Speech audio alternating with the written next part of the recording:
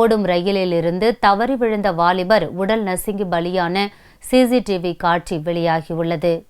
மும்பை மாநிலம் தானே பகுதியில் உள்ள ஒரு ரயில் நிலையத்தில் புறநகர மின்சார ரயில் ஒன்று வந்து நின்றது. பயணிகள் ஏறிய பின்னர் ரயில் அங்கிருந்து மெதுவாக புறப்பட தொடங்கியது. அப்போது ரயில் பெட்டியின் வாசலில் நின்று கொண்டிருந்த வாலிபர் ஒருவர் தவறி விழுந்தார். இருந்தும் அவர் ரயில் பெட்டியில் உள்ள கம்பியை பிடித்துக் கொண்டு மேலே ஏற முயன்றார். ஆனால் ரயில் வேகம் எடுக்கவே அவர் சிறிது தூரம் தரதரவென இழுத்துச் செல்லப்பட்டார்.